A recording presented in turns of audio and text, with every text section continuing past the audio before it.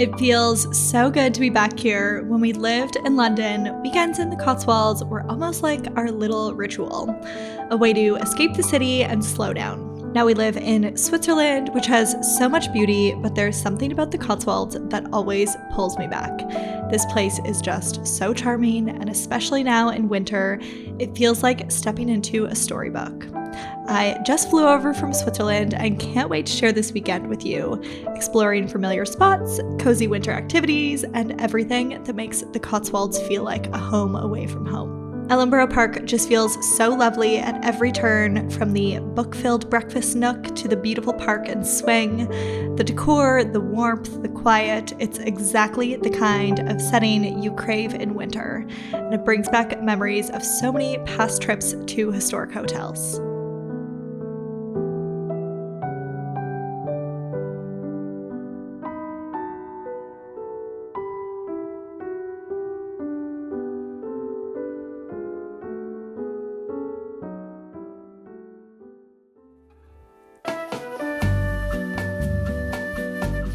One of the items I'm most looking forward to this weekend is the footstool-making workshop, which I'm headed to right now.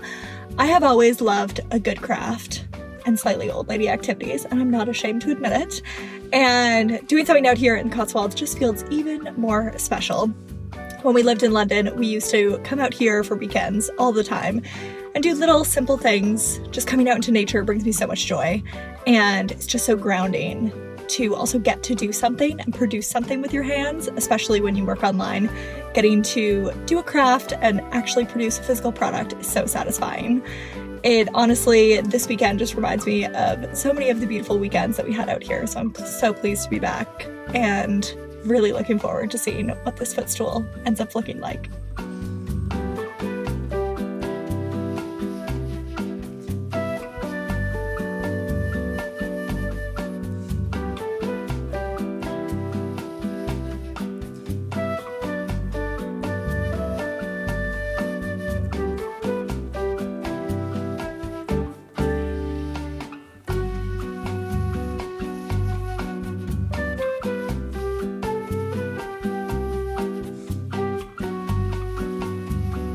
Okay, so the workshop is complete. The footstool is finished. I think it looks amazing. I will show it to you properly when I get back to the hotel so you can see it more, in better lighting than this. I just made a quick drive over I was at the Cotswolds Sewing School is where I did that workshop, and I would definitely recommend. They do workshops with like making curtains and lampshades and upholstering, footstools, and a few other things. So if you have any interest in doing something crafty, then I would highly recommend. It was a lovely day. I was the youngest, as I expected though. But yeah, so I just headed over about an hour's drive to Soho Farmhouse, and I'm going to meet a friend Emily for dinner. I'm 5 minutes late, so let's get going.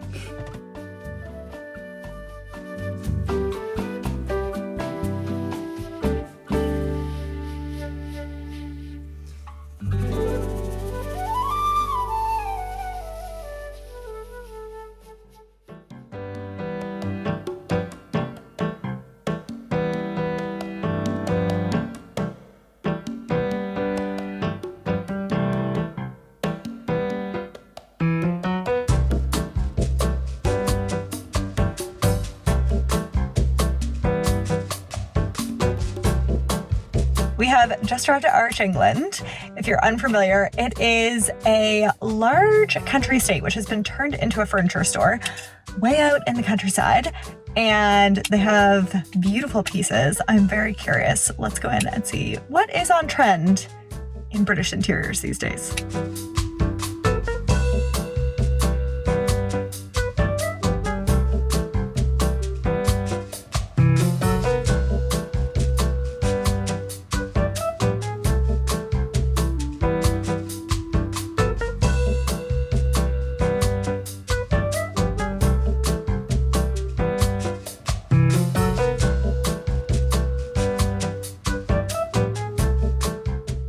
Okay, let's talk about what this room is doing correctly and what I love. First is so many points of light. There's no one main light source in this room. It just really distributes light across the room and makes the place so cozy looking. also the mixture of lines and curves through the chairs here, which are a bit more curved, and the lampshade here versus the other items, which are quite structured and linear. It makes a really cozy mix. The other thing which I'm working on right now in our bedroom design is having cohesive and yet not exactly matching bedside tables. We are getting a few antiques for our bedside tables, and so trying to find two matching antiques is rather challenging. But you can see here, this is a great example of how you can mix two similar but different items. In terms of mixing bedside tables, I find as long as you have one cohesive aspect, whether that be color or shape or something, that's enough to pull the two together. I personally found it really difficult to mix colors when I started designing rooms, and I found that the easiest hack is to first find a pattern with multiple colors and then pull those colors in throughout the room in different aspects of your furniture and cushions and fabrics. In terms of placement of lights inside of rooms, I love when you have varied the heights of them. So we have up here at the top where the spotlights on the artwork is, and then we have another one, this tall, larger standing lamp, and then the small reading lamp. Having those three heights of light just creates such a wonderful ambiance. These mock books here are a great way to add some texture and some shape into a space. They've had this in a few places now, a sort of four-poster bed hanging from the ceiling with curtains coming down that can pull all the way around the bed. I find that so cozy. Really love the idea. My husband and I were just discussing how, well, this might not be our personal style and taste. It's definitely a bit more modern than what we prefer. You do have to say that they have done an exceptional job of creating a beautiful atmosphere here, and the fact that you can appreciate a design style which isn't even your own, you know they've designed it well.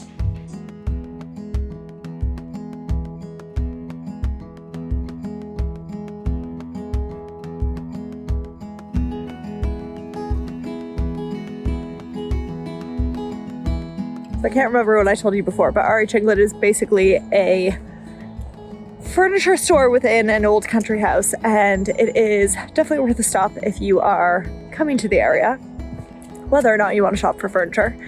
There is a few different areas where you can have something to eat or to drink, and just getting to enjoy the views and the beautiful country house and the look out the back, which we are now taking a walk through, is something special, absolutely.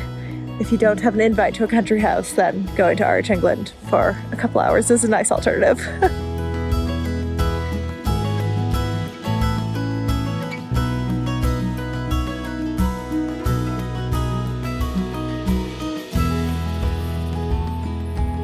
Back from a day of exploring, it's time for dinner.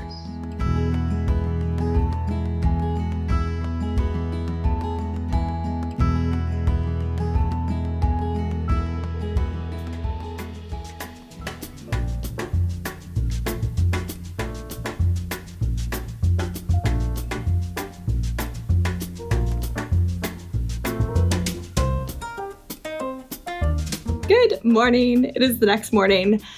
I thought I would show you my finished product of my footstool. I'm so proud of it. It's really incredible what you can produce with your own two hands. This beauty. I'm so amazed. I honestly feel like that looks like a professionally made footstool, and believe me, this is my first time making one. It was also so fascinating to get to see exactly how something like this is created. If you look at it, you can obviously, and any piece of upholstered furniture, you can't tell at all like how it's all held together. And so actually getting to put the pieces together and see how it's done, that it's all covered in fabric and foam and everything, but you can't see a single piece of it, was very interesting. Basically, what we did was we had a wooden frame. We put webbing across, so basically like tight pieces of material, which kind of form the base of it. You could also just apparently use a piece of wood as the base of it, but then it's not as comfortable when you put your feet on it. Having webbing gives a bit more of a give. And then there's a few other steps. Then there was foam, and the foam is actually rectangular pieces of foam, but as you can tell, sort of like, it doesn't look rectangular, it looks sort of sloped on the edges and everything. And so that is really like, it was a bit of an arm workout, honestly. It's like pulling, there was a piece of fabric over top of it, some wool safe, something to keep it fire retardant, I guess. Pulling that down to make it have like curved edges and also making sure that it was consistently pulled the whole way around. Then we put the fabric on top, which is just honestly like staple gunned in along here. Then we created our own piping, which is basically just like a piece of rope with your fabric around the rope and then sewn. Then that is staple gunned also along here. And then from there you had this piece of fabric here, which was put on inside out. It was kind of made into like a circular skirt, put on upside down and then flipped down and then stapled onto the bottom there. Now, obviously this does not look very professional. Granted, it's on the bottom of the stool, so who really cares? But I can after this, we just didn't have time. It literally took us from 9:30 a.m. until 6 p.m. to make this. So it was an entire day's worth of work. And so at home I can, one, stain the legs, which I definitely want to do because these legs are not, the color of the wood is not gonna fit the wood in the rest of the bedroom. And then also I can put like a bottoming fabric on here too. And these legs thankfully like can be drilled out, come off. And so yeah, then I can put on the bottoming fabric so you won't actually see the slight mess that is happening underneath there. So yeah, that is how a footstool or a piece of upholstered furniture is created. I fully understand now why upholstered furniture costs what it does, because it really does need to be handmade and it takes an exceptional amount of time to actually put something like that together. So an entire day for one footstool, I could only imagine how much time it takes to make a headboard or a couch or sofa or seat or anything. So yeah, that was absolutely highly interesting. I'm very proud of my first piece of furniture. And it's so satisfying to do a craft that you get to use in your home. And so they have so many different classes at that place. It was Cotswolds Sewing School. It's in, or just beside Cheltenham. And I will definitely go back there in future for other classes. They have making lampshades, footstools with a different style of footstool, curtains, a variety of different things. So anyways, if you are looking to also produce yourself something fabulous for your home in whatever custom fabric you wanted, the fabric I chose, this fabric is actually going to be used for, I've started on the bedroom redesign, mood board or inspiration board. And this fabric I'm going to be using on the curtains, so I thought it would be fun to have a matching item in the room, and so that's why I chose this one. This is a fabric from Lewis & Wood. Annoyingly, I wanted that to be like centered, and it's a little bit off-centered as you can tell, but again, it's my first time and it adds charm and character, so that's fine. That was the footstool workshop yesterday, and after this morning, I'm going to head to one of my favorite places in the Cotswolds. The typical place that everyone loves in the Cotswolds, Daylesford Organic and Bamford Wellness. I'm going to have a drive over there now. I love seeing what festive items and just their shopping is wonderful. So yeah, let's head there now and go see what fabulous home and health items they have there.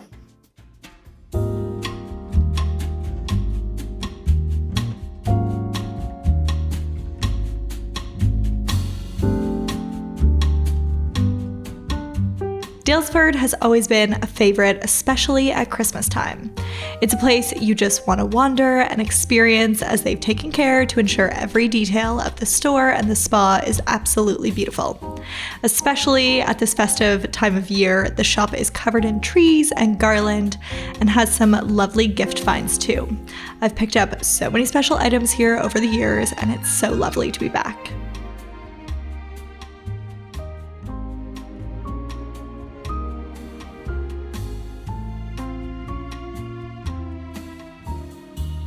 I just finished up at Daylesford and headed back to the hotel for a few hours. And then right now we're about to head out for a little countryside walk with my husband. When we lived in London, these walks out here in the Cotswolds were my way to reconnect with nature. Everything is just so still here and peaceful, and coming out here is just a chance to step back from the busy pace of life and appreciate the season. For our last evening tonight, I'm winding down here at the hotel, having a little afternoon tea, and tonight we're just gonna be sitting by the fire with a book. I hope you enjoyed a little Cotswold weekend escape with me. If you would like to come along for another trip, I will leave my Necker Island vlog here so you can explore Sir Richard Branson's island with me next if that tickles your fancy.